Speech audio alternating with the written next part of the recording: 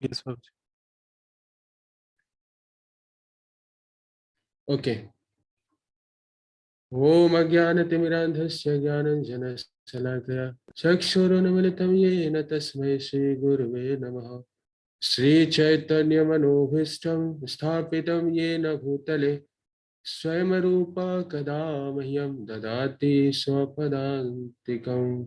नमः ओम विष्णुपादाय कृष्णपृष्ठाय भूतले श्रीमते भक्तिवेदांत स्वामिनिति नामिने। नमस्ते सारस्वती देवे गौरवाणी प्रचारिणे निर्विशेष शून्यवादी पाश्चात्य देश तारिणे।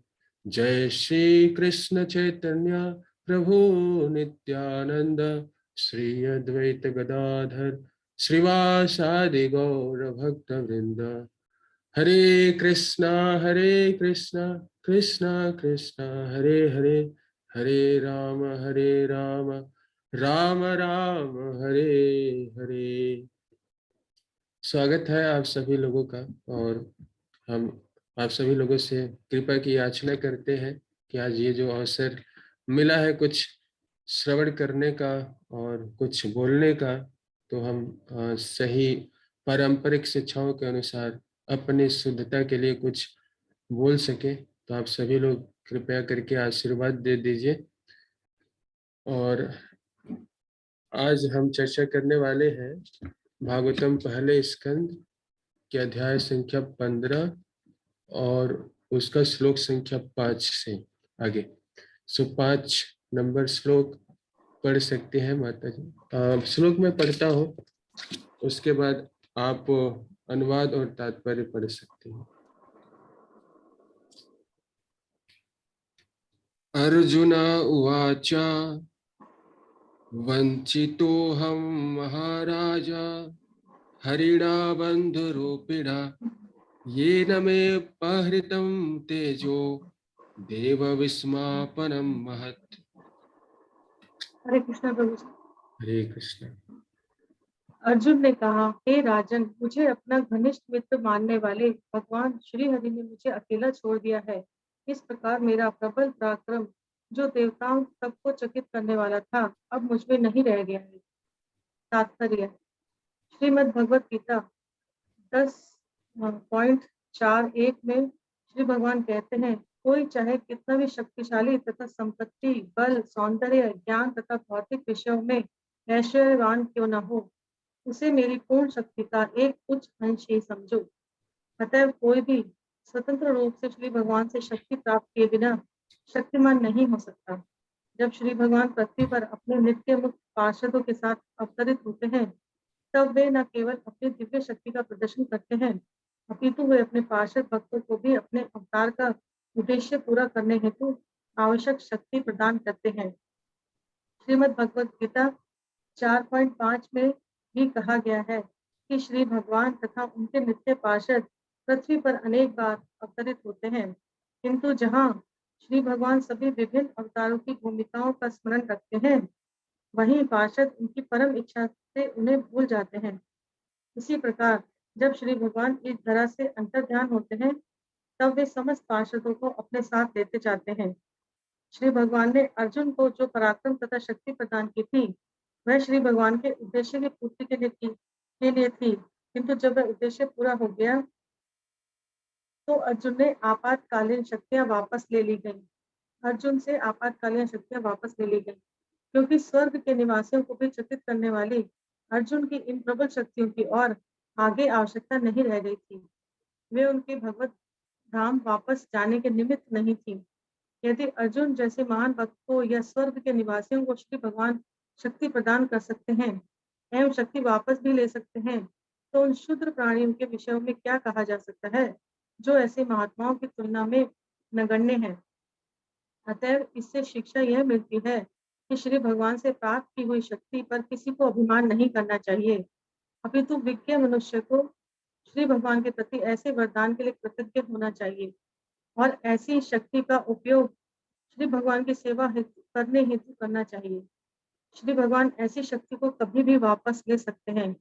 अतः ऐसी शक्ति तथा ऐश्वर्य का सदुपयोग यह है कि उन्हें श्री भगवान की सेवा में लगाया जाए। धन्यवाद माता जी। सो यहाँ वर्णन हो रहा है कि देखिए भगवान जो है स्वधाम उप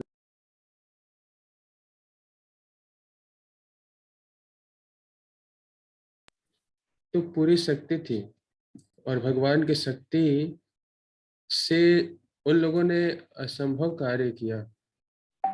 ऐसा बताया गया है भागवतम पहले स्कंध में ही, पीछे के कुछ अध्यायों में, कि जो युद्ध भूमि में बड़े बड़े जो विरोधी टीम में थे, भीष्म पितामह, द्रोणाचार्य, कृपाचार्य, कर्ण इत्यादि, तो भीष्म पितामह के लिए बताया गया है कि वो इतने शक्तिशाली थे कि हजार अर्जुन को एक संभाल।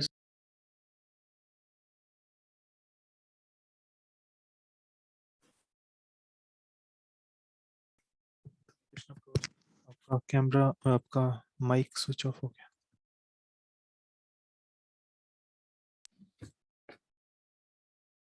हरे कृष्णा। आवाज आ रही है ना प्रभु जी अभी? ओके। तो युद्ध भूमि में बड़े बड़े जो विरोधी टीम में थे उनको भी भगवान के आश्रय में रह करके पांडवों ने विजय प्राप्त किया, उनको भी हराया। तो ऐसे संभव तभी हो पाया जब यत्र योगेश्वर कृष्ण यत्र पार्थ धनुधर तत्र श्री विजय धुतिर धुआमितिर मतिर्मम। तो जहाँ भगवान कृष्ण है वहीं पे सब कुछ है। तो यही बात को यहाँ बताया गया है। देखिए हमारे पास थोड़ी शक्ति आ जाती है, थोड़ा बल आ जाता है, और वो भी बल बुद्धि तेज सब कुछ भगवान से ही आता है। जैसे कि भगवान भगवत गीता के 10वें अध्याय में बता रहे हैं कि सब जो भी चीजें हैं उनमें बेस्ट जो है वो मैं ही हूँ, उनको ही रिप्रेजेंट करता है। तो ऐसे कई सारी चीजों को उन्होंने गिनाया है, फिर भी आखिरी में यही कहते हैं कि ये जो भी मैंने बताया मेरे ऐश्वर्य का बहुत छोटा सा एक झलक है, छोटा सा बहुत भाग है ये। तो इसलिए हम इस संसार में आकर्षित होते हैं ऐसे लोगों से जिनके पास बहुत शक्ति है, जिनके पास बहुत धन है, जिनके पास ऐश्वर्य है, सुंदरता है, ज्ञान है। तो ऐसे लोगों से हम आकर्षित होते हैं।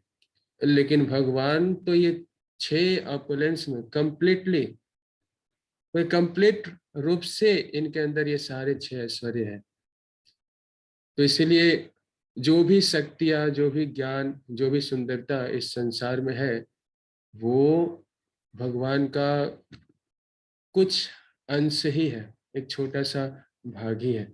जो इस बात को समझता है वो कभी भी गर्वित महसूस नहीं करेगा, अपने आप को बहुत अहंकारी नहीं बनाएगा, अहंकार खत्म हो जाएगा, क्योंकि उसे पता होगा कि सब कुछ भगवान का ही है। अहम सर्वस्य प्रभो मत्ता सर्वम प्रवर्तते इति मत्वा भजन्ते माम मुदा भाव समन्विता।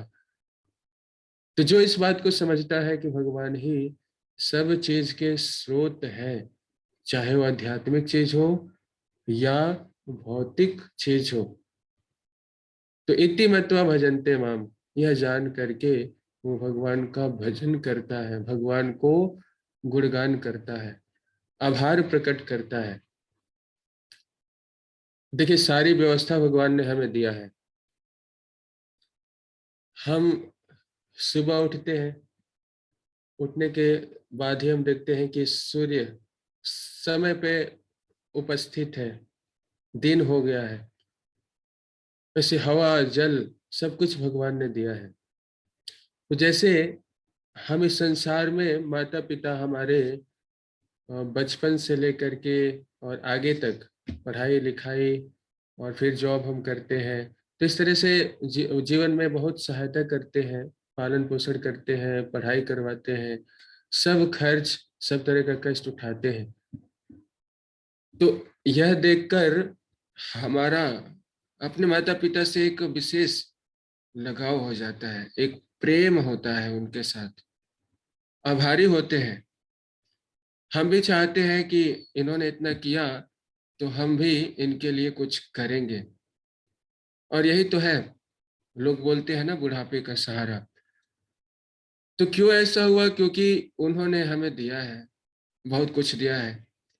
ठीक वैसे ही सोचिए कि जो हमारे माता पिता के भी माता पिता है, पिता हमस्य जगतो माता धाता पितामह,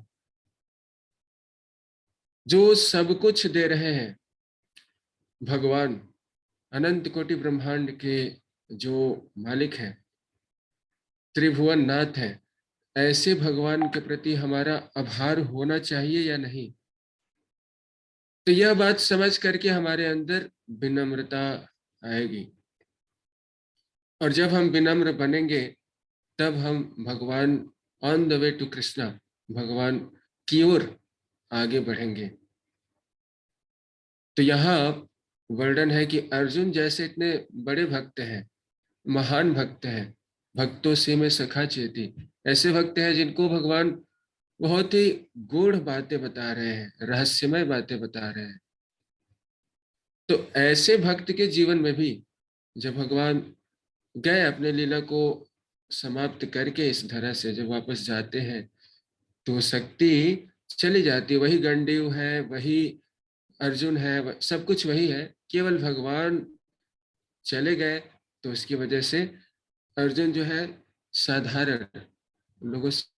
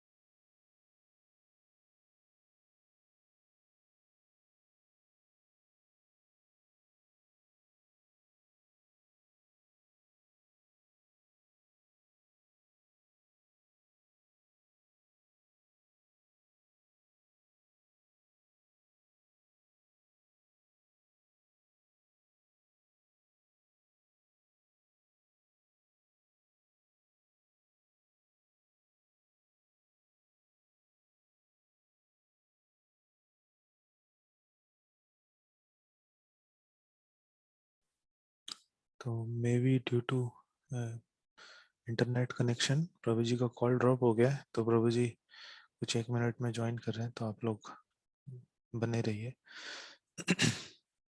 धन्यवाद।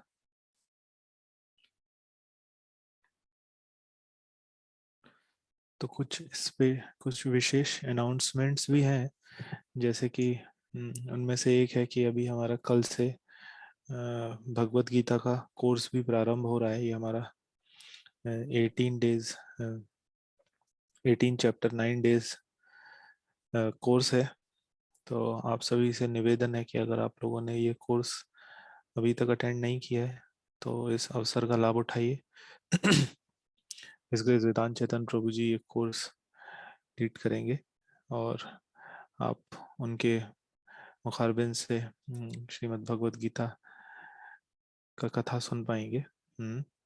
और आप लोग अगर खुद अटेंड किए हैं तो आप फिर से इसको ज्वाइन करिए, आपको फिर से सारी चीज़ें रिवीजन हो जाएगा एक तरीके से। और आप अपने नियर और डियर वंस को भी, अपने फ्रेंड्स, रिलेटिव्स, कलीग्स, सबको, नेबर्स, सबको आप इनमें इस प्रोग्राम में एंगेज करने का प्रयास कीजिए। ये बहुत एक गोल्डन अपॉर्चुनिटी है, तो इसका खुद भी लाभ उठाइए और लोगों को भी इसमें एंगेज करने का प्रयास करिए। और आप जिस भी ग्रुप में एडेड हैं तो मोस्टली हर ग्रुप में ये मैसेज जा ही रहा है डेली बेसिस पर। तो अभी भी आपने अगर रजिस्टर नहीं किया है तो मीनवाइल जब तक प्रभु जी ज्वाइन कर रहे हैं आप अभी भी उसको गूगल फॉर्म को भर कर अपना उसमें रजिस्ट्रेशन कर सकते हैं, या इस सेशन के बाद भी।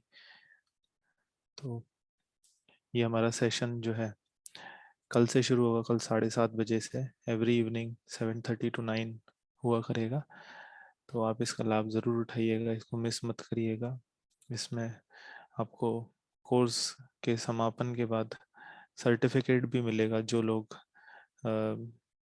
कुछ एक मिनिमम एलिजिबिलिटी क्राइटेरिया भी है इसका, 60% अटेंडेंस और 7 days ऑफ अटेंडेंस। आपको सर्टिफिकेट मिलेगा आपके अटेंडेंस और आपके मार्क्स के आधार पर, और भगवत गीता भी मिलेगी, और हिज ग्रेस वेदांत चेतन प्रभु जी से पर्सनली मिलने का भी मौका मिलेगा। तो आप इस अवसर का लाभ उठाइएगा। कल से ये कोर्स फिर से शुरू होगा शाम को, और आप इन ग्रुप्स में इसका मैसेज जा रहा है जैसे कि हमने बताया, तो उसका रजिस्ट्रेशन करिएगा। तो थोड़ा 1-2 मिनट वेट कर लीजिए जब तक प्रभु जी ज्वाइन कर रहे हैं। हरे कृष्ण।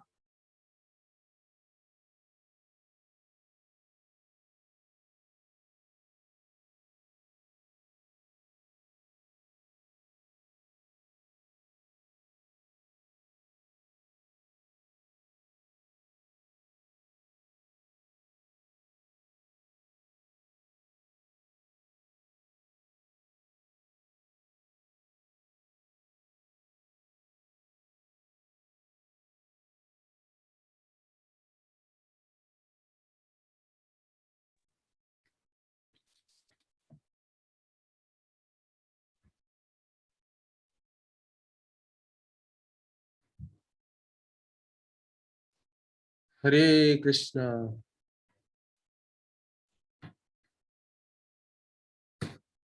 सॉरी, इंटरनेट इशू हो रही थी। ओके, सो हम चर्चा कर रहे थे कि भगवान जैसे वापस गए तो अर्जुन वही थे, लेकिन शक्ति वापस ले लिया भगवान ने।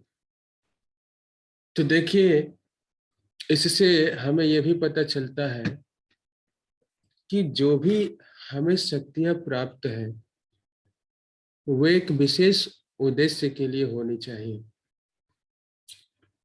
जैसे पांडवों को अलग अलग शक्तियां प्राप्त थी। अर्जुन बड़े धनुर्धर थे, भीम गदा युद्ध में बहुत कुशल थे, वैसे ही नकुल सहदेव तलवार भाला युद्ध में बहुत प्रवीण थे। युधिष्ठिर महाराज धर्म के साक्षात रूप थे। तो जो भी शक्ति उन्हें मिली थी उन्होंने सही जगह पे इस्तेमाल किया भगवान के उपदेशानुसार। तो इसलिए उन शक्तियों का उनके पास होना सार्थक था। लेकिन हमें जब शक्ति कुछ मिल जाती है, शक्ति देखिए किसी को कुछ सिद्धि मिल जाती है तो बहुत बड़ा वो अपने आप को दिखाने लगते हैं समाज में, और कई बार अपने आप को ईश्वर भी घोषित करते हैं। हम देखते हैं कि कई बार लोग जो है नए नए जादू दिखाते रहते हैं, भीड़ लग जाती है, कुछ सेव प्रकट कर देते हैं, कुछ किशमिश प्रकट कर देते हैं, तुरंत कहीं से गंगा यमुना का जल प्रकट कर देते हैं। जो भी है, ये सारी छोटी मोटी जो सिद्धियां हैं, जो जादूगरी है, उसको प्राप्त करके ही हमारे अंदर इतना अहंकार आ जाता है। हमें भगवान ने बुद्धि दिया है, हम उस बुद्धि का सही इस्तेमाल नहीं करते हैं, गलत दिशाओं में इस्तेमाल करते हैं। बड़े बड़े हम विस्फोटक वस्तुओं को बनाते हैं जिससे कि केवल विनाश ही होने वाला है। तो ये सारा उग्र कर्म है, आसुरी प्रवृत्ति। हमें पता नहीं है कि कुछ ही क्षण में भगवान ये सारी शक्ति लेने वाले हैं। तो इसलिए इस बात को समझते हुए कि भगवान ने शक्ति दी है तो कभी भी शक्ति ले सकते हैं। चाहे हम कितने भी बलशाली हो, भगवान चाहे तो 1 सेकंड के अंदर सारा बल समाप्त हो जाएगा, छीन लेंगे। और वैसे भी मृत्यु सर्वहरस चाहम, मृत्यु के समय में सारा हमारा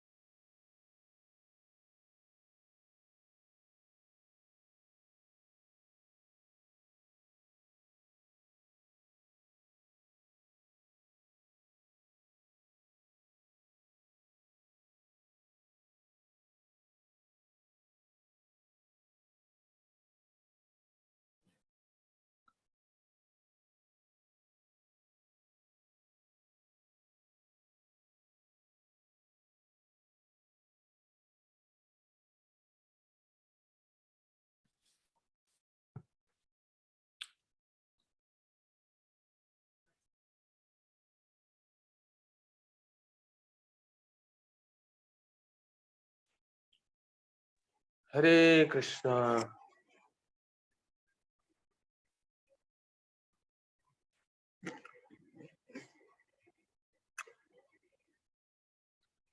आवाज आ रही है? ओके,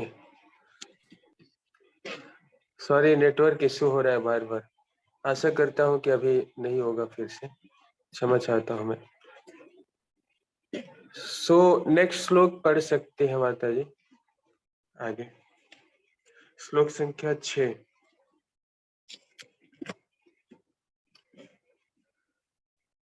यस्य क्षणवियोगेन लोको हरिप्रिय दर्शना उक्थेन रहितो ह्रियोस मृतका प्रोच्यते यथा। मैंने अभी अभी उन्हें खोया है, जिनके क्षण मात्र वियोग से समस्त ब्रह्मांड प्रतिकूल तथा शून्य हो जाएंगे, जिस प्रकार प्राण रहित शरीर। तात्पर्य: वास्तव में जीव के लिए श्री भगवान से बढ़कर अन्य कोई प्रिय नहीं होता। श्री भगवान अपना विस्तार अपने असंख्य अंशों द्वारा स्वांश तथा विभिन्नांश रूपों में करते हैं। परमात्मा श्री भगवान का स्वांश है, जबकि समस्त जीव विभिन्नांश है। जिस प्रकार भौतिक शरीर में जीव महत्वपूर्ण तत्व होता है, क्योंकि जीव के बिना शरीर का कोई मूल्य नहीं होता, उसी प्रकार परमात्मा के बिना जीव का कोई अस्तित्व नहीं है। इसी प्रकार ब्रह्म या परमात्मा को भगवान श्री कृष्ण के बिना कोई वास्तविक आधार नहीं है। भगवान श्री कृष्ण के बिना कोई वास्तविक आधार नहीं है। इसकी विशद व्याख्या श्रीमद् भगवत गीता में की गई है। ये सब एक दूसरे से परस्पर संबंधित या आश्रित हैं। अतः अंततः श्री भगवान ही आश्रय तत्व हैं। अतः हर एक वस्तु के लिए जीवनाधार है। हरे कृष्णा। तो यहाँ वर्णन है कि परास्य शक्तिर विविधय श्रूयते, भगवान का जो सारी शक्तियों का विस्तार के रूप में स्वांश विभिन्न अंश। तो जैसे भगवान का विस्तार जो बलराम जी से पहला विस्तार होता है, फिर बलराम जी से चतुर्व्यूह, वसुदेव, शंकरसन, प्रद्युम्न, अनिरुद्ध, और उसके बाद फिर शंकरसन से आगे चल के फिर से चतुर्व्यूह आता है, और फिर महाविष्णु के विस्तार आते हैं, पुरुषावतार। तो ये सारे स्वांश हैं, मतलब भगवान कृष्ण से डायरेक्टली इनका विस्तार होता है। लेकिन विभिन्नांश जो सेकेंडरी क्रिएशन होता है ब्रह्मा जी के द्वारा, तो हम सारे जीव जो हैं वो विभिन्न अंश हैं, डायरेक्ट भगवान के अंश नहीं है।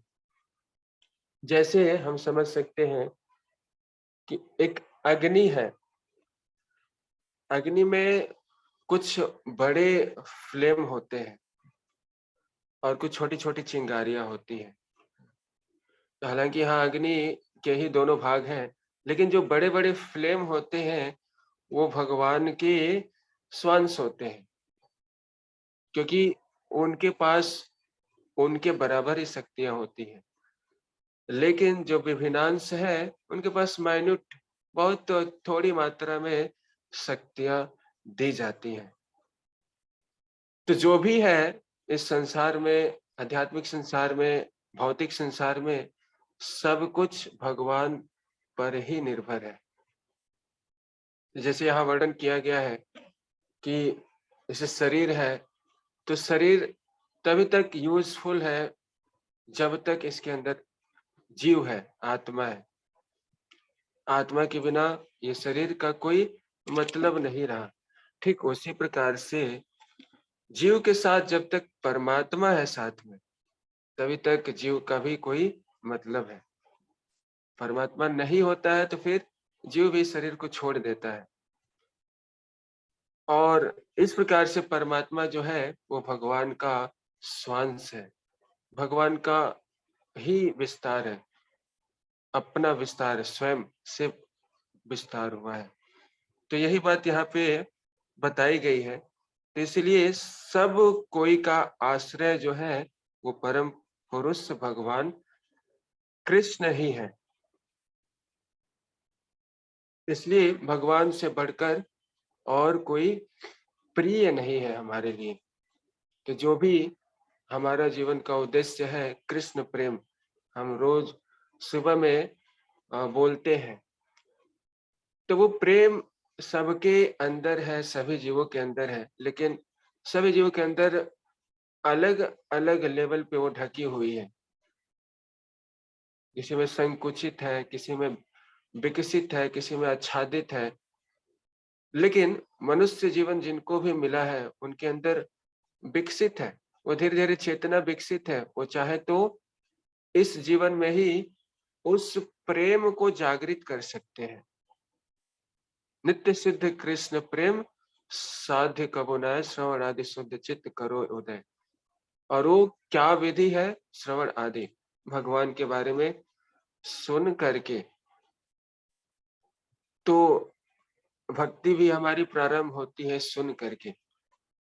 सुश्रियो श्रद्धाधानस्य वासुदेव कथा रुचि, श्यान महत सेवया विप्रा पूर्ण तीर्थ निसेवना। ऐसा भागवत में ही बताया गया है, दूसरे अध्याय में, भागवतम पहले स्कंद के, कि जब हम श्रवण करते हैं तो श्रवण करते हैं और फिर भक्तों की सेवा करते हैं। इस प्रकार से हमारी जो कथा रुचि है, वासुदेव के प्रति जो कथा में रुचि है, वो बढ़ती जाती है। वासुदेव कथा रुचि पुण्य तीर्थ निसेवनात्। और उसके बाद क्या होता है? उसके बाद होता है शृण्वती स्वकथा कृष्णा पूर्ण श्रवण कीर्तनम हृदयंतो स्थि अवद्राणि विधुनोति सुहृत्सताम। तो बार बार जब हम श्रवण करते हैं तो श्रवण करने से हमारे जो हृदय में जो भी अनर्थ है वो समाप्त होते हैं। विधुनोति सुहृत्सताम, अनर्थ समाप्त होते हैं। और इस प्रकार से नित्यम भागवत सेवया, भागवत सेवया यहाँ पे दो अर्थ है। एक तो हम भागवत ग्रंथ की सेवा कर रहे हैं, और एक भागवत जो व्यक्ति जो इस ग्रंथ को धारण किया हुआ है उसकी सेवा कर रहे हैं। तो नित्यम भागवत सेवया भगवती उत्तम श्लोके भक्तिर्भवति नैष्ठिकी। इस प्रकार से बार बार श्रवण करते हुए, भक्तों की सेवा करते हुए, और धीरे धीरे हमारे अंदर क्या होता है, वो भक्ति क्या होती है, निष्ठा की अवस्था में पहुंच जाती है। बहुत दृढ़ हो जाते हैं हम, बहुत ही हमारा विश्वास बढ़ जाता है, फर्म फैथ जिसको बोलते हैं। तो नित्यम भागवत सेवा, उसके बाद क्या होता है, तदा रजस्तमो भावो काम लोभादयश्चये। और जब नित्यम भागवत सेवा करते हैं तो ये रजोगुण तमोगुण के प्रभाव से जो हमारे अंदर लोभ, काम, ईर्ष्या इत्यादि जो है, उससे हमें छुटकारा प्राप्त होता है। और फिर जाके एवं प्रसन्न मनसो भगवत भक्ति योगता भगवत तत्व विज्ञानम, तो तब जाकर के हम भगवान को वैज्ञानिक रूप में समझ जाते हैं, तत्वतः समझ पाते हैं। तो ये सारा भागवतम दूसरे अध्याय, जो पहले स्कंद का दूसरा अध्याय है, उस सारे क्रम से ही ये वर्णन किया गया है।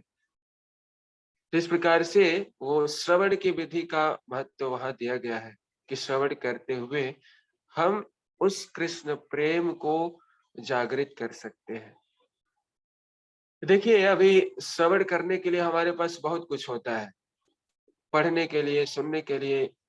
अभी आज के कलयुग के समय में इतना सारा कुछ है, इंटरनेट पे उपलब्ध है और इतने सारे सुविधाएं हैं, लेकिन वो सारी सुविधाएं हमें जो है वो उत्तम श्लोक के बारे में नहीं बताती। उत्तम श्लोक भगवान का एक और नाम है। वो सारा वर्णन वैसे ही है, उसको पढ़ते हैं, बोलते हैं, सुनते हैं, तो वो शास्त्र में कहा गया है कि वो मेढक के समान ही टर्टर करने के जैसे है। और मेढक टर्टर करता है तो सांप आकर के उसको खा जाता है, मतलब एक तरह से वो आमंत्रित करता है सर्प को।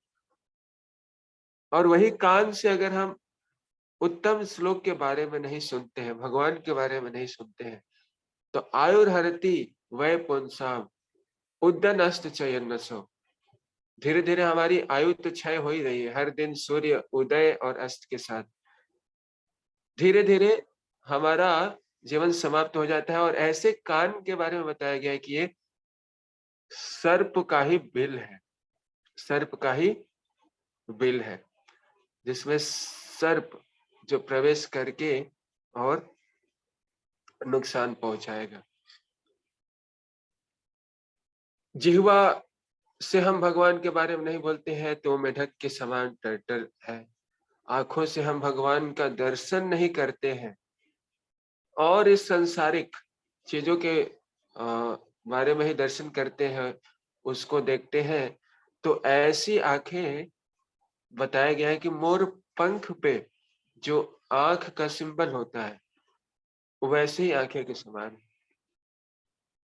और ऐसा जीवन जो हम सांसें ले रहे हैं, ऐसा सांस लेना वो वैसे ही जो हम फूंकते हैं ना, अग्नि जलाने के लिए धुआं होता है तो फूंकते हैं उसमें अग्नि जलाने के लिए तो आवाज निकलती है, तो वैसे ही ये सांसें हैं। निश्वासो नहीं विश्वासो कदा रुद्धो भविष्यति कीर्तनीयो मतो बल्यात् हरेरनामेव केवलम। तो इसीलिए निश्वासो नहीं विश्वास, हमें विश्वास नहीं है, यह पता नहीं है कि कब हमारा श्वास निश्वास में बदल जाए, यानी कि हमारा श्वास चला जाए या हमारा प्राण चला जाए, पता नहीं है हमें। इसीलिए कीर्तनियो मतो बल्याद, कि ये भगवान नाम का कीर्तन श्रवण हमें जब ही हमें पता चले उस समय से ही शुरू कर देना चाहिए। हो सकता है किसी को ऐसा लगे कि हमने बहुत समय व्यर्थ कर दिया, लेट हो गए काफी, लेकिन कोई बात नहीं, देर है लेकिन अंधेर नहीं है भगवान के घर में। तो भले देर से ही सही, इस रास्ते पे हमें बहुत तो मजबूती से आगे बढ़ना चाहिए, बहुत तीव्रता से आगे बढ़ना चाहिए। तो ये विधि है कि हम जो अंश है, मामेव अंश जीव लोके जीव भूत सनातना, उस अंश के रूप में या हम अपने नॉर्मल कंडीशन में आ सकते हैं।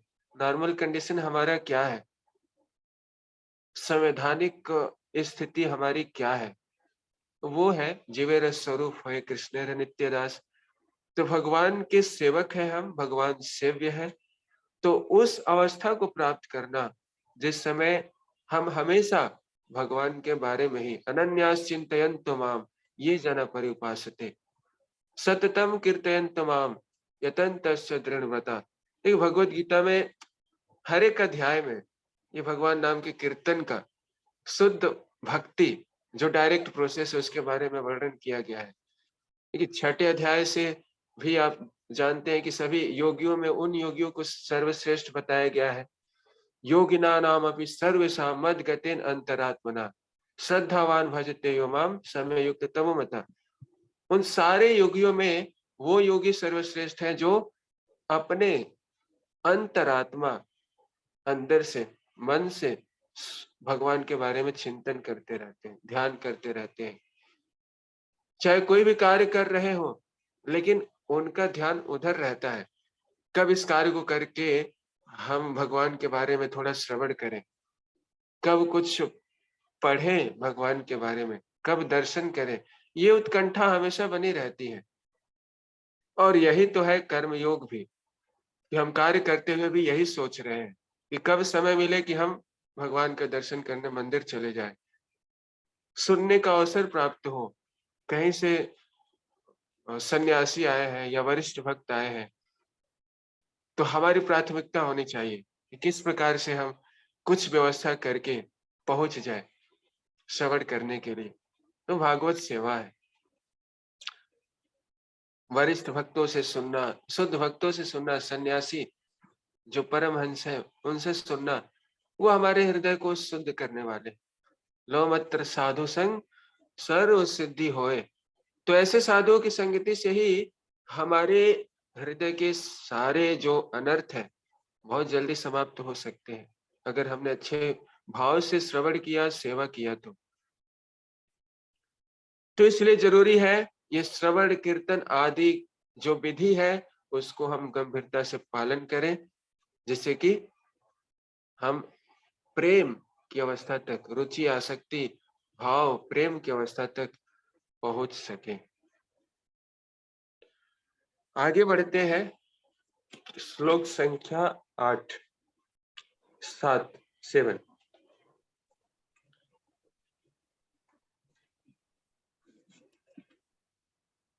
यत् संश्रयादु द्रुपद गेहमुपागातानां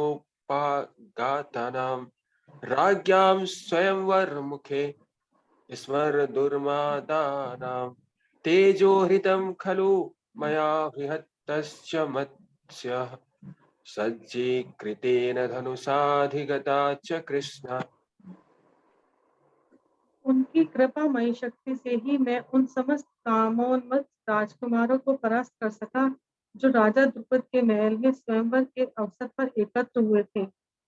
अपने धनुष बाण से मैं मत्स्य लक्ष्य का भेदन कर सका और इस प्रकार द्रौपदी का पानी ग्रहण कर सका। तात्पर्य, द्रौपदी राजा द्रुपद की अत्यंत सुंदर कन्या थी और जब वह तरुणी हुई तो प्राय समस्त राजकुमार उससे विवाह करने के इच्छुक थे, लेकिन द्रुपद महाराज ने अपनी पुत्री अर्जुन को ही देने का निश्चय किया। अतः उन्होंने एक अद्भुत युक्ति सोची। मकान की छत से एक चक्र के भीतर एक मछली लटका दी गई।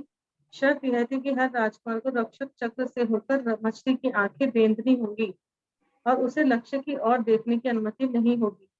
जमीन पर एक जलपात्र था जिसमें लक्ष्य तथा चक्र का प्रतिबिंब पड़ रहा था और पात्र के हिलते हुए जल में पड़ने वाले प्रतिबिंब को देखकर लक्ष्य साधना था। महाराज द्रुपद अच्छी तरह से जानते थे कि यह कार्य केवल अर्जुन या फिर कर्ण ही सफलतापूर्वक संपन्न कर सकते हैं। फिर भी वे अर्जुन को ही अपनी पुत्री सौंपना चाहते थे। जब उस राज दरबार में द्रौपदी के भाई धृष्टद्युम्न ने सभी राजकुमारों से अपनी युवा बहन का परिचय कराया तो उस समय कर्ण भी उपस्थित था, लेकिन द्रौपदी ने अत्यंत चतुरता पूर्वक अर्जुन के प्रतिद्वंदी कर्ण को हटाने हेतु अपने भाई से इच्छा व्यक्त की कि वह केवल क्षत्रिय राजकुमार को ही स्वीकार करेंगी। वैश्य तथा शूद्र क्षत्रियों की तुलना में कम महत्वपूर्ण है। कर्ण को एक शूद्र पढ़ाई के पुत्र के रूप में जाना जाता था। इस तर्क के आधार पर द्रौपदी ने उसे अस्वीकार कर दिया। जब दरिद्र ब्राह्मण के वेश में अर्जुन ने मत्स्य वेद कर दिया तो सबको आश्चर्य हुआ और सबने, विशेषतः कर्ण ने, उससे घनघोर युद्ध किया। किंतु भगवान श्री कृष्ण की कृपा से अर्जुन राजकुमारों के इस युद्ध में सफल हुआ और उसे द्रौपदी अथवा कृष्ण का हाथ प्राप्त हुआ। अर्जुन जिन श्री भगवान की शक्ति से ही इतना शक्तिशाली था, उन्हीं की अनुपस्थिति में इस घटना का स्मरण करके वह शोक कर रहा था।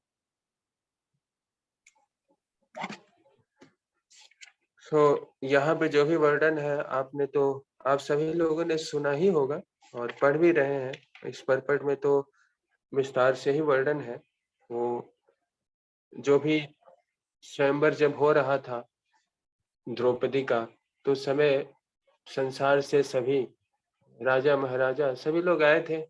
स्वयंवर है तो सभी लोग जाएंगे ही, लेकिन वहां पे जो भी लक्ष्य था कि ऊपर मछली घूम रही है, नीचे पानी में उस मछली को देख करके, नीचे देखते हुए उस मछली के आंख में निशाना लगाना है। हाँ। तो हालांकि यहाँ पे वर्णन है कि कर्ण भी वहां मौजूद थे और कर्ण भी कर सकते थे, सक्षम थे, लेकिन उनके कास्ट का पता नहीं था। यहाँ वर्णन है कि द्रौपदी जो है वो क्षत्रिय को ही चाहती है, मतलब क्षत्रिय राजा से ही शादी वो करना चाहती है, तो इसलिए उन्होंने इनकार किया। तो कई बार प्रश्न बनता है कि स्वयंवर में जब सभी राजा उपस्थित है या जो भी वीर योद्धा उपस्थित है, तो जो क्वालिफाइड है उसको तो मौका देना चाहिए। कर्ण को क्यों नहीं मौका दिया गया? कर्ण को ऐसा नीचा क्यों दिखाया गया या उसे वंचित क्यों कर दिया गया? तो एक तरह से ये सही भी था, क्योंकि स्वयंवर का मतलब ही है कि जो भी वधु है या जो भी जिनका भी है वो स्वयं से चयन कर सकती है ना। तो इसलिए उनके पास अधिकार है चयन करने का। तो ये कारण है कि उन्होंने अर्जुन को ही चयन किया, है ना। तो इसमें कोई गलती नहीं थी। तो ये यहाँ पे वर्णन हो रहा है कि अर्जुन उन सारे इंसिडेंट्स को याद कर रहे हैं जब उनके साथ भगवान थे, और किस प्रकार के वो असाधारण कार्य भी कर रहे थे भगवान के आश्रय में। तो बड़े से बड़े कार्य कर रहे थे, और इस प्रकार से उन बातों को याद करके अभी अर्जुन जो है वो बहुत शोकग्रस्त हो गए हैं।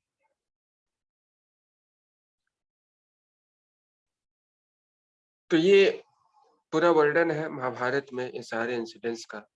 अलग और भी अलग अलग इंसिडेंट्स आएंगे, आपको यहाँ पे वर्णन किया गया है, तो इसको पढ़ सकते हैं आप अभी विस्तार से। हम आगे बढ़ेंगे इसमें।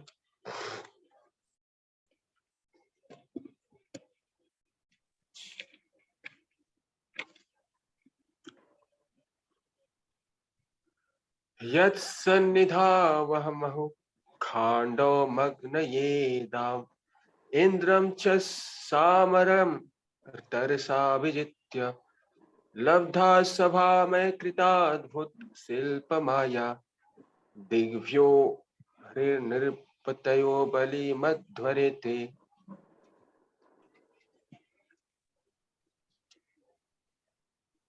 क्योंकि वे मेरे निकट थे, अतः मेरे लिए अत्यंत कौशल पूर्वक स्वर्ग के शक्तिशाली राजा इंद्रदेव को उनके देव पार्षदों सहित जीत पाना संभव हो सका, और इस प्रकार अग्निदेव खांडव वन को विनिष्ट कर सके।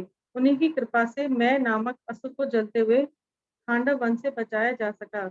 इस प्रकार हम अत्यंत आश्चर्यमयी शिल्प कला वाले सभा भवन का निर्माण कर सके, जहाँ राजसूय यज्ञ के समय सभी राजकुमार एकत्र हो सके और आपको आदर प्रदान कर सके। तात्पर्य: मैं दानव खांडव वन का निवासी था, किंतु जब खांडव वन में आग लगा दी गई तब उसने अर्जुन से रक्षा करने हेतु याचना की। अतः अर्जुन ने उसकी जान बचाई। फलस्वरूप वह अत्यंत कृतज्ञ था। बदले में उसने पांडवों के लिए एक अद्भुत सभा भवन का निर्माण कर दिया, जिसके प्रति सभी देशों के राजकुमार अत्यंत आकृष्ट थे। उन्होंने पांडवों की अलौकिक शक्ति का अनुभव किया, और सबने बिना ईर्ष्या या झिझक के महाराज को भेंटें प्रदान की। असुरों में भौतिक आश्चर्य उत्पन्न करने की अद्भुत तथा अलौकिक शक्ति पाई जाती है, लेकिन वे सदैव समाज के लिए उपद्रवकारी तत्व होते हैं। आधुनिक असुर तो भौतिक विज्ञानी हैं, जो समाज में उत्पात मचाने हेतु किसी न किसी भौतिक आश्चर्य को जन्म देते रहते हैं। उदाहरणार्थ, परमाणु हथियारों के निर्माण से मानव समाज में कुछ खलबली मची है। मैं भी इसी प्रकार का भौतिकवादी था, और वह ऐसी आश्चर्यजनक वस्तुएं तैयार करना जानता था। फिर भी भगवान श्री कृष्ण उसका वध करना चाह रहे थे। जब अग्नि तथा भगवान श्री कृष्ण का चक्र दोनों ही उसका पीछा कर रहे थे, तो उसने अर्जुन जैसे भक्त की शरण ग्रहण की, और जिसने भगवान श्री कृष्ण की क्रोधाग्नि से उसे बचा लिया। अतः श्री भगवान के भक्त श्री भगवान से अधिक दयालु होते हैं, और भक्तिमय सेवा में भक्त की दया का महत्व श्री भगवान से भी अधिक होता है। जब अग्नि तथा श्री भगवान दोनों ने देखा कि असुर को अर्जुन ने शरण दे रखी है, तो उन्होंने उसका पीछा करना बंद कर दिया। इस असुर ने अर्जुन के प्रति कृतज्ञता का अनुभव करते हुए अर्जुन की सेवा करनी चाहिए, लेकिन अर्जुन ने बदले में कुछ भी लेने से मना कर दिया। किंतु भगवान श्री कृष्ण में दानव से प्रसन्न हुए, क्योंकि उसने भक्त की शरण ग्रहण की थी। अतः उन्होंने उससे कहा कि राजा युधिष्ठिर के लिए वह एक अद्भुत सभा भवन तैयार कर दें। इस तरह प्रक्रिया यह है कि भक्त की दया से श्री भगवान की कृपा प्राप्त होती है, और श्री भगवान की कृपा से भगवत भक्त की सेवा करने का अवसर मिलता है। भीमसेन की गदा भी मैं दानव द्वारा दी गई भेंट थी।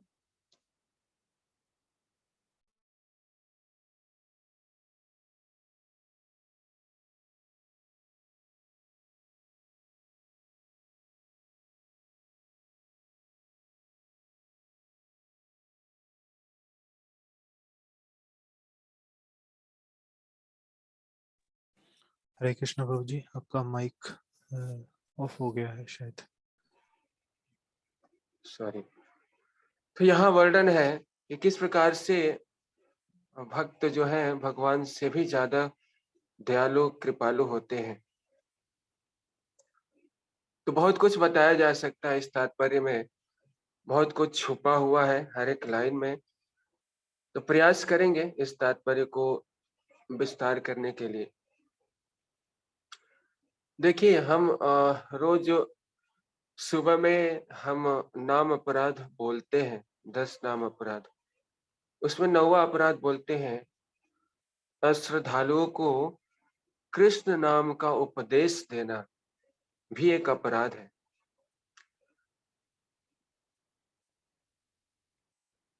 तो अगर हम कोई अश्रद्धालु है, जिसके अंदर विश्वास नहीं है, श्रद्धा नहीं है भगवान के प्रति, नास्तिक है, उसको अगर हम भगवान की महिमा सुनाते हैं तो एक अपराध है इसके हिसाब से।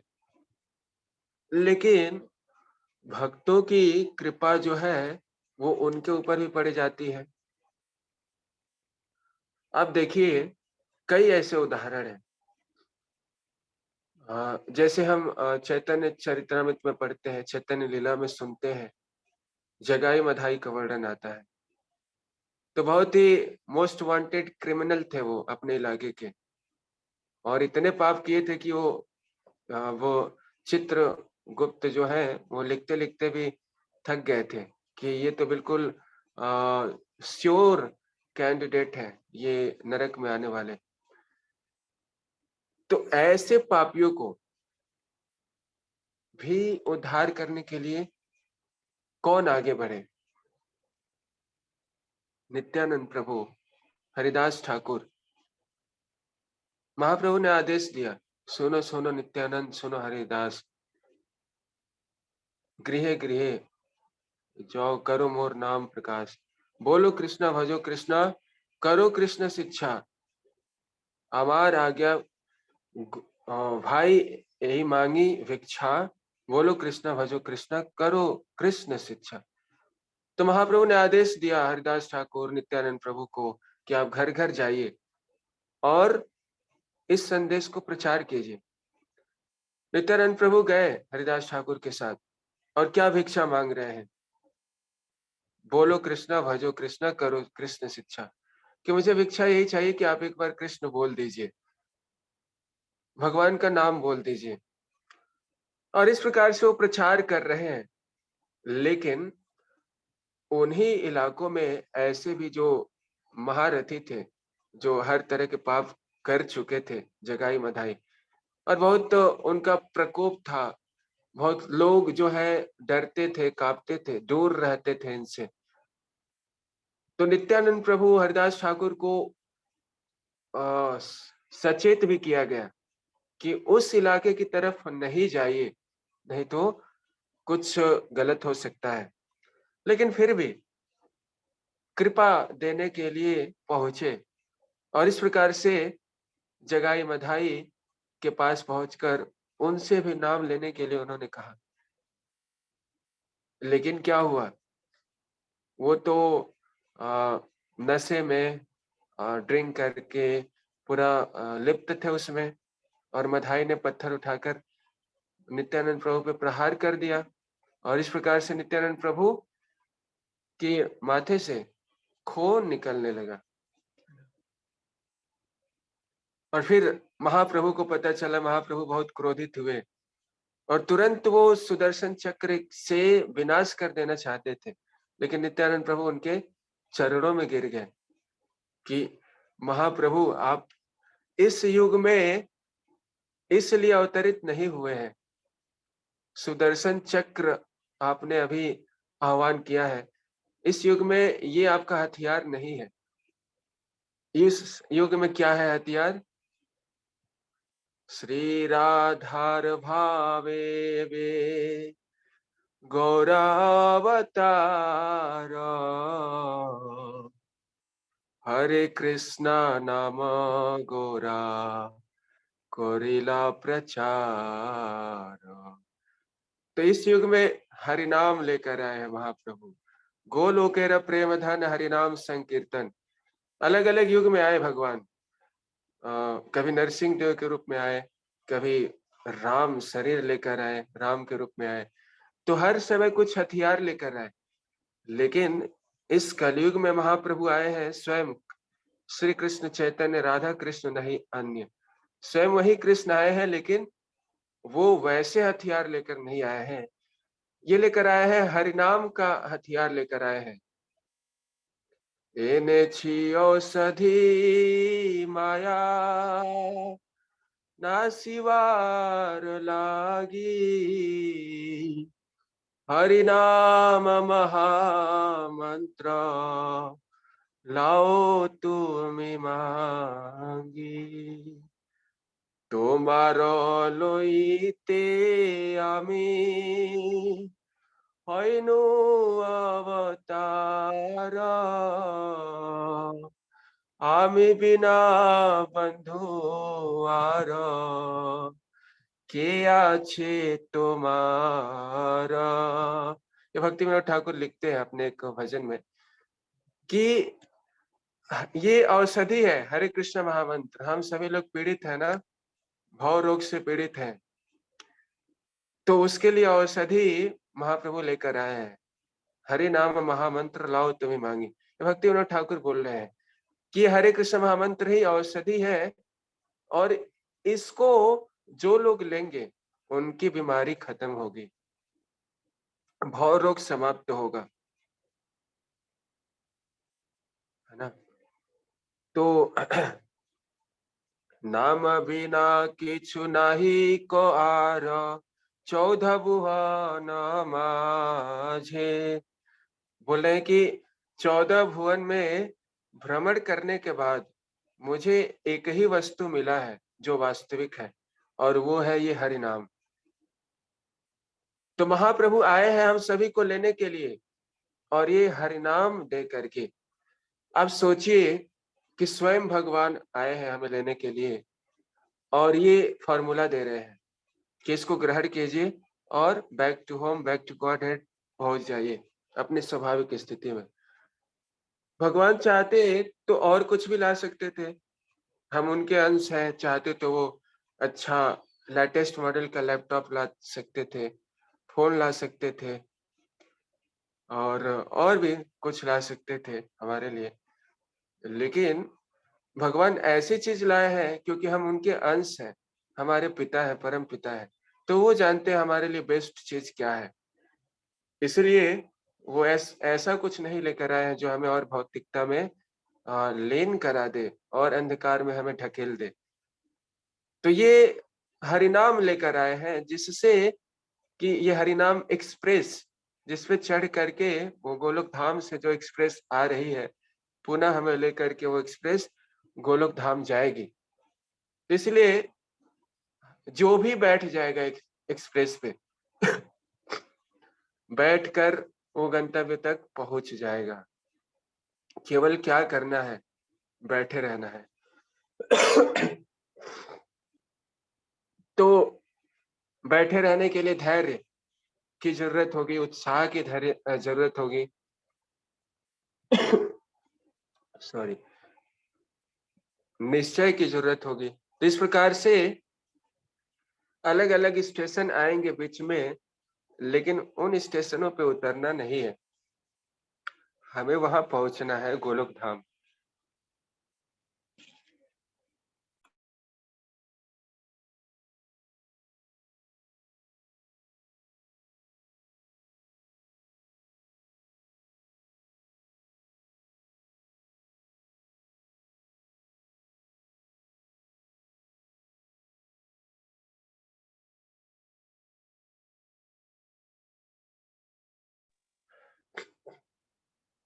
तो ऐसे कहा जाता है कि इस्कॉन भी एक बोट है, जिस बोट पे बैठ करके हम इस भवसागर को पार कर सकते हैं। एक सक्षम दक्ष गुरु कैप्टन के आश्रय में आकर के। ये भागवतम का एक श्लोक ही है जहाँ पे वर्णन किया गया है कि ये जो नाव है वो हमारे शरीर सरीखे है, शरीर के जैसा है, और जो कैप्टन है उस नाव के वो गुरु है, स्पिरिचुअल मास्टर है, और जो अनुकूल हवाएं हैं जो नाव को सही दिशा में ले जाती हैं, वो सारे हमारे लिए जो व्यवस्था की गई है, जो साधु गुरु शास्त्र के माध्यम से और भी सारी जो व्यवस्थाएं हैं, वो सारी चीजें हमें अनुकूल हवा की तरह हमें सही दिशा में ले जाती हैं और जल्दी से पहुंचा सकती हैं। तो इसलिए ये हरि नाम को धारण करके इस इस हरिनाम को ग्रहण करके आश्रय लेकर के इसका हम जो है उस उद्देश्य को प्राप्त कर सकते हैं। तो भक्तों की अगर बात करें तो उस समय हम श्रील प्रभुपाद को तो नहीं छोड़ सकते हैं, जो हमारे सबसे निकट के आचार्य रहे। वैसे देखा जाए तो भक्ति विनोद ठाकुर ने अनेक गौड़ीय मठ को स्थापित किया भारत में, और उन्होंने ये अनेक ग्रंथों की रचना की और उसके बाद ये भक्ति को भारत में बढ़ाया, प्रचार किया। भक्ति सिद्धांत सरस्वती ठाकुर ने उसको और आगे बढ़ाया। तो भक्ति विनोद ठाकुर ने नाम हट की स्थापना की, आगे चल के भक्ति सिद्धांत सरस्वती ठाकुर ने गौड़ीय मठों की स्थापना की। लेकिन श्रील प्रभुपाद जो है उन्होंने भारत से अनेक और देशों में, पूरे संसार में इस संदेश को पहुंचाया। तो इसलिए कहा जाता है कि भक्ति विनोद ठाकुर जो थे वो आर्किटेक्ट थे, जिन्होंने सारा मैप बनाया, नक्शा बनाया जिन्होंने। और भक्ति सिद्धांत सरस्वती ठाकुर इंजीनियर थे, जिनके नेतृत्व में श्रील प्रभुपाद जो कि बिल्डर थे, बिल्डर जिन्होंने कंस्ट्रक्ट किया, इस इस्कॉन को बनाया। और हम सभी लोग क्या हैं, श्रील प्रभुपाद जैसे बिल्डर के अंदर हम सभी लेबर हैं, मजदूर हैं। हम मजदूरी करके, प्रयास करके इस बिल्डिंग में और कहीं ना कहीं योगदान हम दे सकते हैं, मजबूत कर सकते हैं। तो श्रील प्रभुपाद ने पूरे विश्व में बहुत संघर्ष करते हुए इसका प्रचार प्रसार किया। हम तो केवल सुनते हैं, प्रभुपाद लीलामृत जब हम पढ़ते हैं तो सारा कुछ वर्णन किया गया है कि क्या क्या संघर्ष करना पड़ा प्रभुपाद को। कितनी बार उनके साथ रहने वाले पाश्चात्य देश में जो डेविड थे और क्या क्या थे, कई बार उन श्रील प्रभुपाद के जान पे भी खतरा आया, लेकिन प्रभुपाद ने सब कुछ सहन किया। तितिक्षवा कारुणिका सुहृदम सर्वदेहि नाम अजात शत्रु शांतस साधव साधु भूषणम। ये भक्तों का लक्षण है जो श्रील प्रभुपाद में पूरी तरीके से ये सारे लक्षण दिखाई देते हैं। आप सोचिए, वहां पाश्चात्य देश में शैली अग्रवाल के घर में रुके थे, जो गोपाल अग्रवाल और शैली अग्रवाल दोनों हस्बैंड वाइफ थे। तो उनके घर में रुके थे, फ्रिज में वो लोग मांस भी रखते थे और उसी में प्रभुपाद भी अपना खाने के लिए सामान रखते थे। तो कितना एडजस्टमेंट किया उन्होंने, कितना सहा, स्ट्रगल किया। क्यों? क्योंकि वास्तव में वो भगवान के मैसेंजर है और जीवों, जो पतित जीव है, उनका कल्याण करना चाहते हैं। सुहृदम सर्वदेहि नाम, सभी जीवों के हितैषी है, वास्तविक हितैषी। हमारे जीवन में कई मित्र, बंधु, सखा होते हैं, लेकिन कहीं ना कहीं उनका कुछ अपना लाभ होता है, इंटरेस्ट होता है, तब तक जुड़े रहते हैं। लेकिन ऐसे भक्त जो है वो हमें हमारा वास्तविक कल्याण के बारे में सोचते हैं और उसके लिए वो किसी भी तरह का स्थिति को सामना करने के लिए तैयार रहते हैं। तो भागवत में एक श्लोक आता है, उस श्लोक में वर्णन किया गया है कि तिरस्कृता विप्रलब्धा सप्ताहप्ता अपि नास्य तत्व प्रतिकुर्वन्ति तद भक्ता प्रभो में। ऐसे भक्त जो है, चाहे उनको तिरस्कार कर दिया जाता है, चाहे उनको अपमान किया जाता है, चाहे उनको विचलित करने का प्रयास किया जाता है, या उनको मारने का भी प्रयास किया जाता है, तो भी ऐसे भक्त जो है वो, जो जीव उनके ऊपर ऐसा अत्याचार कर रहे हैं, उनके भलाई के बारे में भी सोचते रहते हैं। आप जानते हैं हरिदास ठाकुर, जिनको 22 मार्केट में मारा गया, लेकिन उस समय वो क्या सोच रहे थे? वो यही सोच रहे थे कि जो ऐसा कार्य कर रहे हैं, उनको भी पता नहीं है वो क्या कर रहे हैं, ये लोग भी इनोसेंट है, निर्दोष है। तो उनके लिए भी वो प्रार्थना कर रहे थे भगवान से। जीसस क्राइस्ट, जो लोग उनको सूली पर चढ़ा रहे हैं, उनके बारे में वो सोच रहे हैं कि ये लोग तो निर्दोष है, इनको पता नहीं है। तो इससे पता चलता है कि ऐसे भक्तों की महानता, कितने उच्च स्तर की चेतना है। हमारे साथ क्या होता है? हमारे साथ तो बहुत ही थोड़ा सा कुछ बात हो जाती है, कुछ कोई बोल देता है, तो उतने में ही हम सारा अपराध कर बैठते हैं, वैष्णव अपराध कर बैठते हैं। तो ये सारे लेसन्स जो है, हमें ऐसे भक्तों के बारे में सुनकर सीखने के लिए प्रेरित होना चाहिए। श्रील प्रभुपाद ने ऐसे लोगों का उद्धार किया जिन्होंने कभी कृष्ण के बारे में सुना नहीं। कौन कौन ऐसे लोग थे? किरात, होन्द्र, पुलिंद, पुलकसा, आभीर, खसादय, इस तरह के लोग थे। यौवन, जो 4 वर्णाश्रम है, ब्राह्मण, क्षत्रिय, वैश्य, शूद्र, शूद्र के कैटेगरी से भी नीचे के लोग वो गिने जाते हैं। ऐसे लोगों पे भी श्रील प्रभुपाद ने कृपा किया। तो ये है, ये वास्तविक कल्याण, वास्तविक हित, और ये है सच्चे भक्त। तो जो लोग भी इस कार्य में सहयोग करते हैं, क्योंकि ये भगवान का प्रोजेक्ट है। क्या है भगवान का प्रोजेक्ट? भगवान का प्रोजेक्ट है सभी जो भोले भटके जीव हैं, उनको वापस बुलाना अपनी स्वाभाविक स्थिति में।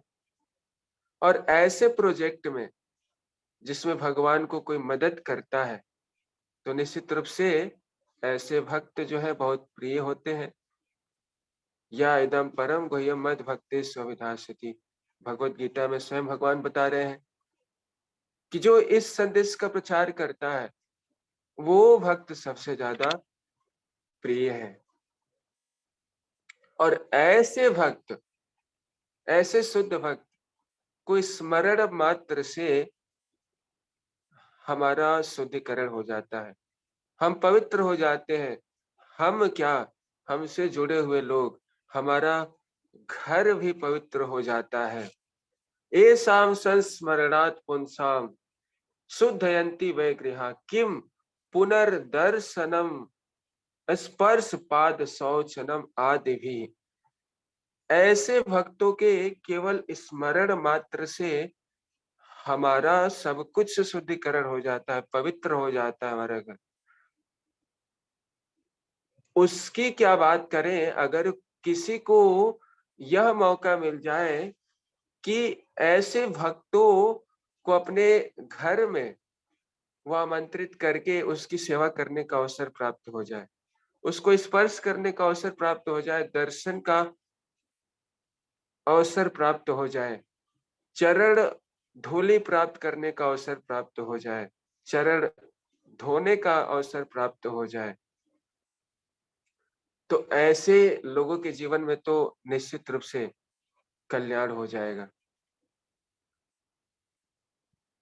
जब जड़ भरत के प्रसंग में ऐसा जब आप लोगों ने सुना होगा, भरत महाराज कैसे पहले जीवन में राजा थे, फिर हिरण से आसक्त हुए, नेक्स्ट जीवन में हिरण बन गए, फिर हिरण के बाद भी वो वैसे ही उनकी रुचि थी भागवत में, भक्त थे, पिछला जीवन का स्मरण था उनको। अगले जीवन में एक ब्राह्मण कुल में भी जन्म हुआ, लेकिन फिर वो बाहर से बिल्कुल पागल की तरह थे, है ना? इनर्ट थे, कुछ ज़्यादा बोलते नहीं थे। शरीर तो मजबूत था, लेकिन कुछ भी बोलते नहीं थे और बिल्कुल पागल की तरह रहते थे। तो उनको घर के लोगों ने, है ना, उनके पिता ने प्रयास किया पढ़ाने-लिखाने का, पढ़े नहीं वो। भाइयों ने उनको बाहर कर दिया और उनको खेतों में देखभाल करने के लिए सेवा में लगा दिया कि देखते रहो, चिड़िया उड़ाते रहो, और इस प्रकार से वो सेवा करते रहे। उसको खाने के लिए कुछ भी फ्रेश आइटम्स नहीं देते थे, जो भी बच जाता था सड़ा गला बासी चीज़ें वो दे देते थे, और वो जो जड़ भरत थे, उसमें ही वो संतुष्ट रहते थे उसको पा कर के। तो आगे चल के जब राजा रहुगढ़ा से जब मुलाकात होती है, जब उनको पालकी में उठा के ले जाते हैं और किस प्रकार से जड़ भरत दाएँ-बाएँ चलते हुए, नीचे देख कर के चींटियों को बचाते हुए इस प्रकार से चलते हैं। फिर राजा रहुगढ़ा उनको बहुत ही व्यंग के रूप में बहुत कुछ बोलते हैं। तो उसके बाद जड़ भरत बोलते हैं, उनको ज्ञान देते हैं, आत्मा का ज्ञान देते हैं, परमात्मा का ज्ञान देते हैं। तब जाके वो रहुगढ़ा को समझ में आता है कि ये कोई साधारण व्यक्ति नहीं है, और उनसे पूछते हैं परिचय। उसी प्रसंग में वो रहुगढ़ा बोलते हैं कि आप जैसे भक्तों के चरण धूलि प्राप्त करके हम जैसे लोगों का कल्याण हो जाएगा।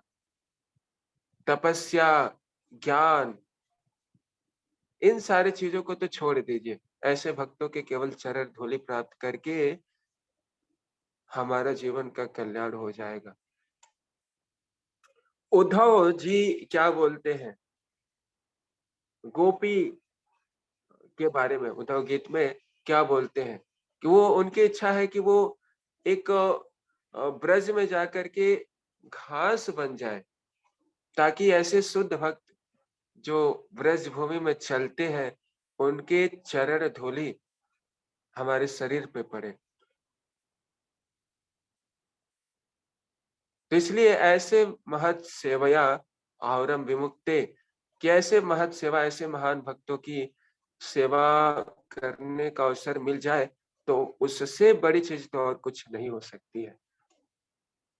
तो इसलिए शिव जी भी क्या बोलते हैं कि आराधना नाम सर्वसाम विष्णु आराधनाम परम तस्मात् परतरम देवे तदीय नाम समर्चनम। ये बोल रहे हैं कि सभी आराध्यों में सबसे परम आराधना भगवान विष्णु की है, लेकिन उनके भक्तों की आराधना, उनके भक्तों की सेवा भगवान से भी बढ़कर है। ये शिव जी पार्वती जी को बोलते हैं। तो इसलिए देखिए हम भागवत से ही एक और प्रसंग की अगर बात करें, अम्बरीश महाराज, जिनके जीवन में जब दुर्वासा मुनि जब जाते हैं उनके पास, और अम्बरीश महाराज फास्टिंग रखे होते हैं और फास्ट ब्रेक करना होता है उनको, लेकिन उस समय दुर्वासा मुनि आने वाले होते हैं, विलंब होने लगता है। तो अम्बरीश महाराज सोचते हैं कि अगर फास्टिंग का टाइम चला जाएगा तो फिर वो अधूरा रह जाएगा, कंप्लीट नहीं हो पाएगा। तो वो सोचते हैं कि जल ग्रहण करके फास्टिंग तोड़ भी सकते हैं, और एक प्रकार से फास्टिंग नहीं भी तोड़ना माना जाता है। ऐसा वर्णन है कि जल लेने से फास्टिंग टूट भी जाता है और फास्टिंग नहीं भी टूटता है। तो जल ग्रहण कर लेते हैं। इससे दुर्वासा मुनि बहुत ही क्रोधित हो जाते हैं। क्रोध में आकर वो तुरंत एक असुर को प्रकट करते हैं अम्बरीश महाराज को मारने के लिए। देखिए, भक्त और एक योगी सिद्धि में क्या अंतर है? भक्त को चाहे मारने का भी प्रयास किया जाए, वो दूसरों के कल्याण के बारे में सोचता है। बाकी जो भक्त नहीं है, तपस्वी, सिद्धि योगी लोग हैं, उनको कितना क्रोध आ जाता है ना? क्षण भर में वो कुछ क्या कर देना चाहते हैं। तुरंत उन्होंने असुर को प्रकट किया और अम्बरीश महाराज को मारने के लिए उन्होंने प्रयास किया। लेकिन हुआ क्या? हुआ यही कि असुर ने तो कुछ नहीं बिगाड़ पाया, उल्टा जो सुदर्शन चक्र जो है भगवान का, वो दुर्वासा मुनि का पीछा कर लिया। और इस प्रकार से दुर्वासा मुनि भागते भागते अन्य लोकों में घूमते फिरते ब्रह्मा शिव सबके पास गए, किसी से भी रक्षा प्राप्त नहीं हुई। सबको पता चला कि सुदर्शन से कौन रक्षा कर सकता है, भगवान विष्णु ही कर सकते हैं। तो विष्णु के पास पहुंचे तो भगवान ने भी अपने हाथ खड़ा कर दिया कि मैं भी कुछ नहीं कर सकता हूँ। अहम भक्त पराधीना, मैं भी अपने भक्त के अधीन हूँ। तो जिसके प्रति आपने अपराध किया है उसके पास ही जाइए। और उधर अम्बरीश महाराज प्रार्थना कर रहे हैं दुर्वासा मुनि को लेकर के, वही खड़े हैं। दुर्वासा मुनि इधर भ्रमण कर रहे हैं, बहुत समय हो गया, अम्बरीश महाराज वही खड़े हैं, एक पग भी पीछे नहीं गए हैं। तो जो नारायण परायण है, कुतस्य विवति, उनके अंदर भय भी नहीं होता है, तो बिल्कुल खड़े हैं। दुर्वासा मुनि फिर वहां पहुंचते हैं, फिर उनके चरणों में गिर पड़ते हैं। अम्बरीश महाराज बोलते हैं कि भगवान से प्रार्थना करते हैं कि इस सुदर्शन को वहीं रोक लीजिए, और जो भी भक्ति किया है सारा क्रेडिट दुर्वासा मुनि को दे दीजिए, सारा लाभ दुर्वासा मुनि को दे दीजिए। तो इस प्रकार से भगवान भी वहां क्षमा नहीं कर रहे थे, लेकिन भगवान के भक्त जो है भगवान से भी ज्यादा दयालु कृपालु होते हैं। और इस प्रकार से दुर्वासा मुनि का वहां पे अम्बरीश महाराज रक्षा करते हैं, है ना, प्रार्थना करते हैं।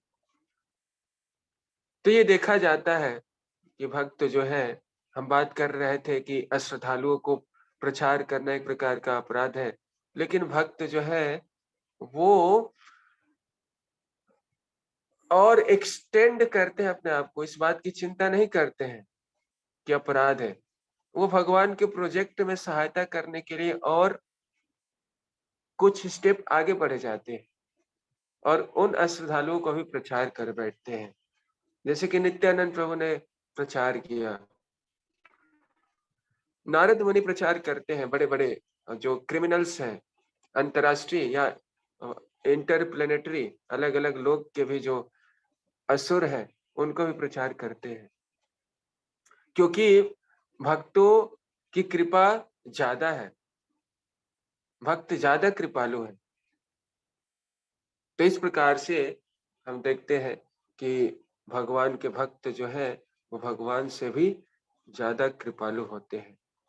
श्रील प्रभुपाद से किसी ने कहा एक बार कि प्रभुपाद, आप जैसे भक्तों के चरणों में ही मैं चाहता हूं हमेशा रहूं। तो श्रील प्रभुपाद ने कहा कि मेरे चरण तो हमेशा गतिमान है, पूरे संसार में घूमते रहते हैं। उन्होंने 12 बार भ्रमण किया पूरे संसार का, तो इसलिए आप स्थिर रह नहीं पाओगे। तो भक्तों के चरण में रहने का मतलब क्या है, आश्रय में रहने का मतलब क्या है? सीधा सा मतलब है कि उनके बताए गए मार्गों का हम पालन करें, उनकी सेवा करें, जो भी उनका दिशा निर्देश है, उपदेश है, उसको पालन करें। तो इस प्रकार से हम भक्तों की सेवा कर सकते हैं। सो मुझे लगता है अभी समय तो हो गया है, 9 बज गया है और आगे तो बढ़ नहीं सकते अभी। सो प्रभु जी, यहाँ पे फिर स्टॉप कर सकते हैं। किसी को कुछ कहना है, कोई प्रश्न है तो जरूर पूछ सकते हैं 1-2 मिनट के लिए।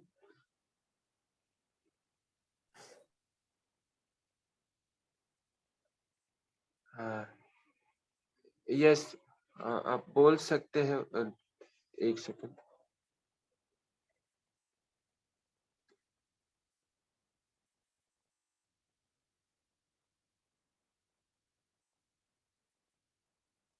यस, अपने को अनम्यूट कर सकते हैं अभी। हरे कृष्ण प्रभु जी, दंडवत प्रणाम। हरे मेरी कृष्ण। आवाज आ रही है प्रभु जी? Yes yes, clear. प्रभु जी, एक कंडीशन है कि जैसे भगवान भगवत गीता में बोल रहे हैं, गुण और कर्म के आधार पर मैंने चारों वर्णों का निर्माण मैंने किया है ना, भगवान बोल रहे हैं। तो फिर यहाँ पे हम देखते हैं कि कर्ण का गुण और कर्म तो क्षत्रिय का ही था, लेकिन फिर भी उनको शूद्र क्यों समझा जा रहा था? एक्चुअली भगवान को तो सब कुछ पता था, है ना, और भगवान का कुछ पर्पस था इस प्रकार की व्यवस्था के लिए। हालांकि भगवान ने तो प्रयास किया ही था कर्ण के पास जाकर के उनके अपने स्थिति को बताने के लिए कि आप कौन हैं, कुंती पुत्र हैं आप, लेकिन कर्ण ने नहीं माना था। और बाकी अन्यों की अगर बात करें तो अन्यों को तो पता नहीं था कर्ण के बारे में, और निश्चित रूप से उसके अंदर क्षत्रिय के जैसे गुण थे, लेकिन फिर भी भगवान का एक उद्देश्य है, क्योंकि कई सारी चीजें थी, है ना, कि महाभारत युद्ध में अगर कर्ण उधर चला जाए तो फिर दुर्योधन के पास बचता ही नहीं कुछ, युद्ध हो ही नहीं सकता था। तो कर्ण पे विश्वास था दुर्योधन को और उसको साहस मिल रहा था। तो ये भी एक उद्देश्य था कि कर्ण को इस प्रकार की स्थिति में डाला जाए भगवान की व्यवस्था के अनुसार, ताकि युद्ध हो सके और असुरों का नाश हो सके।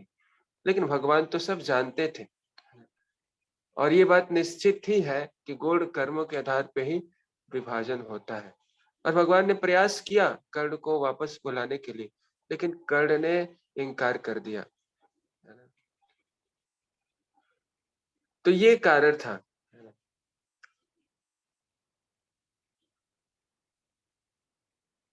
यस माता जी।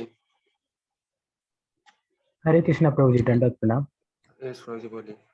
प्रभु जी, अभी आपने बताया कि हम लोग भगवान के अंश है, तो हम लोग ब्रह्मा जी से कैसे आए हैं, ये नहीं समझ में आया है।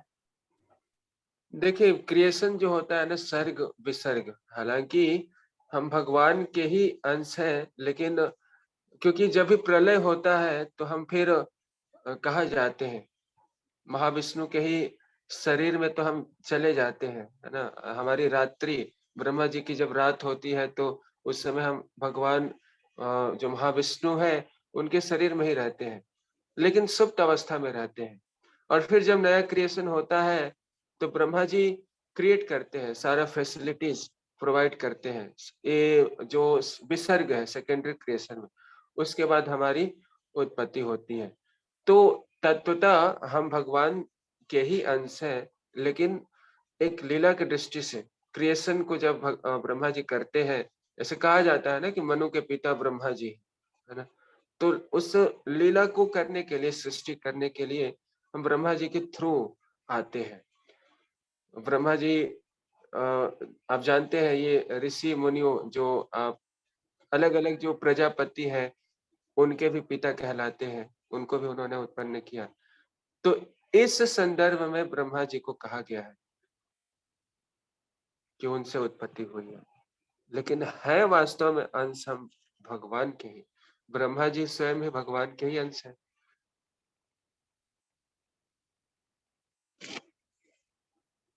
ठीक है प्रभु जी।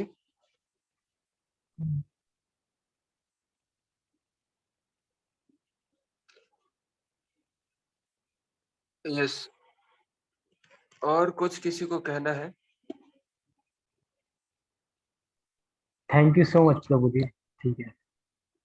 हरे कृष्णा। हरे तो हरे कृष्ण। अगर किसी भक्त का कोई प्रश्न है तो अभी वो प्रभु जी से डायरेक्टली पूछ सकते हैं। अपना हैंड रेस कर दीजिए, हम आपको अनम्यूट कर देंगे।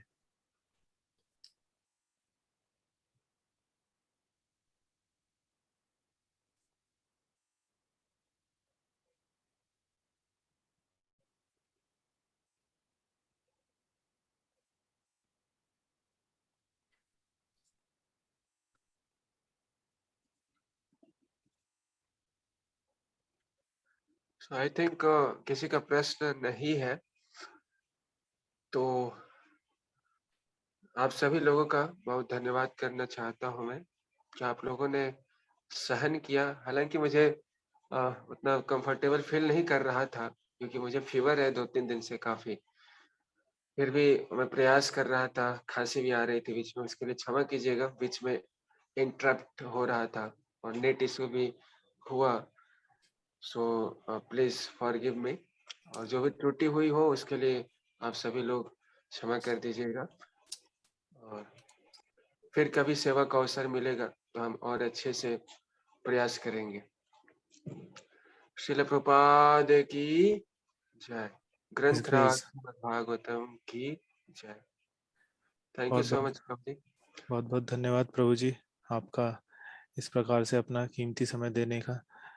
हम नहीं मतलब आज का ये सेशन हमारे लिए एक मेगा गिफ्ट हैम्पर की तरह था। आपने आज के सेशन में बहुत बहुत सारा नेक्टर हमें दिया।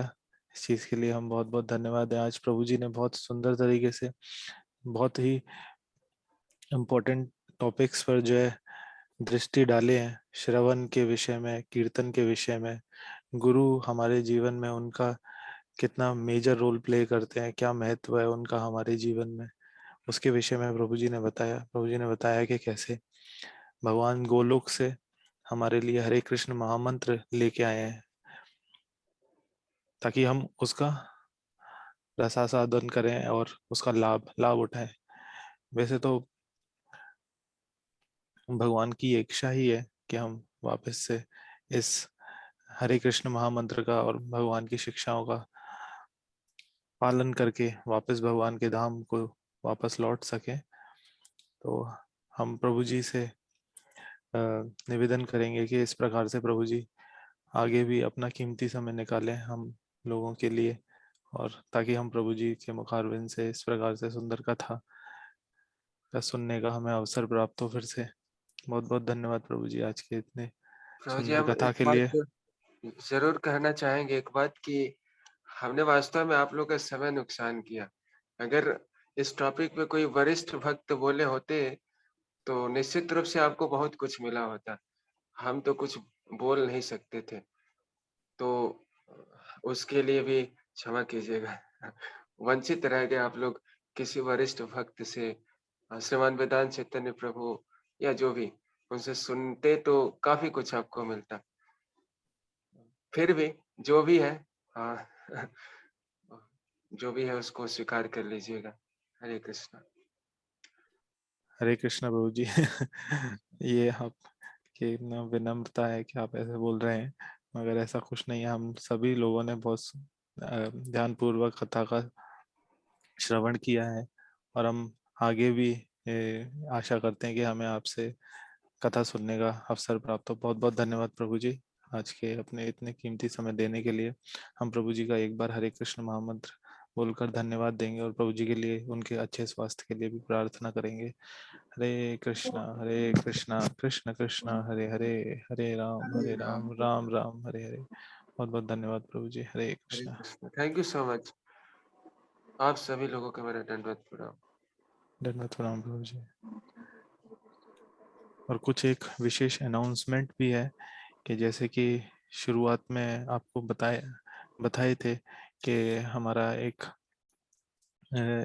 हिज ग्रेस वेदांत चेतन प्रभु जी द्वारा भगवत गीता का कोर्स कल से प्रारंभ होने वाला है। तो आप में से जिन्होंने भी उसके लिए अभी तक रजिस्ट्रेशंस नहीं करे हैं तो कृपया अपने रिस्पेक्टिव ग्रुप्स में जाइए और वो गूगल फॉर्म भर के उसमें अपना रजिस्ट्रेशन कर लीजिए। और भी अपने फ्रेंड्स, रिलेटिव, कलीग्स, नेबर सबको मोटिवेट करिए इस कोर्स के लिए रजिस्टर करने के लिए। बहुत बहुत धन्यवाद आप सभी उपस्थित भक्तों का इस प्रकार से इतने ध्यानपूर्वक इस कथा को सुनने के लिए। और हम चित्रा माता जी का भी बहुत बहुत धन्यवाद देते हैं कि उन्होंने रीडिंग सेवा में पार्टिसिपेट किया, अपने वॉलेंटियर किया। बहुत बहुत धन्यवाद चित्रा माता जी। तो हम फिर से इस श्रीमद् भागवतम श्रवण फेस्टिवल में नेक्स्ट वीक मिलेंगे। बहुत बहुत धन्यवाद। हरे कृष्णा।